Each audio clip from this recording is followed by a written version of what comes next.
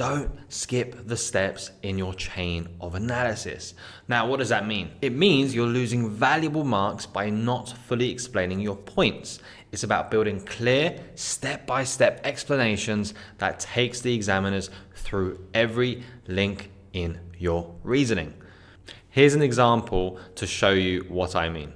So imagine we get a question: discuss the impact of a decrease in income tax on consumer spending and economic growth. Now, this is an answer with skipped steps.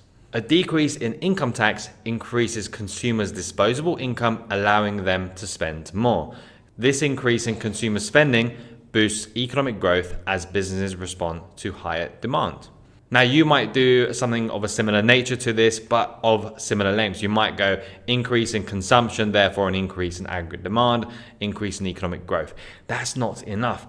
The answer isn't wrong, but it's not enough for high marks. It skips over several steps in the chain of reasoning, leaving out details that would give the examiner confidence that you truly understand the concept.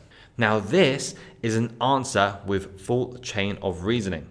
A decrease in income tax increases consumers' disposable income, meaning households have more money left after tax to spend.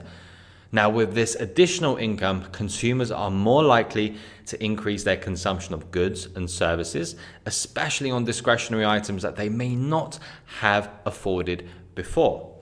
As consumer spending rises, businesses experience increased demand, which can lead to higher production levels, and in response, firms may need to hire more workers to meet this demand, leading to a decrease in unemployment.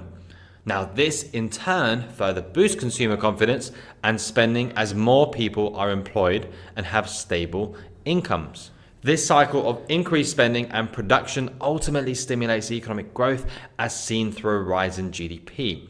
By enhancing demand across various sectors, the economy experiences a multiplier effect whereby the initial increase in disposable income leads to a greater level of economic activity than the original tax cut itself. And then within this, you would explain the shifts in aggregate demand from 81 to 82 due to the immediate increase in consumer spending. But because of the multiplier effect, you would also include a shift from 82 to 83, showing an increase in economic growth from Y1 to Y2 to Y3. In the second answer, we're walking the examiner through each link in the chain.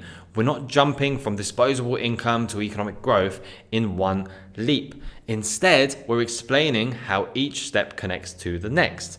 This is the depth that gets you an A-star mark. So the next time you're writing an answer, take a moment to review your chains of analysis. Ask yourself, have I walked the examiner through every link in my reasoning? This approach takes a bit more time, but it makes a huge difference. And on EdGenie, this is literally what we do. We help you master this technique step by step. Do not miss out on any of these. Push your results, push your analysis, and go from good to exceptional. Take your answers from a B, C, D to an A and an A star.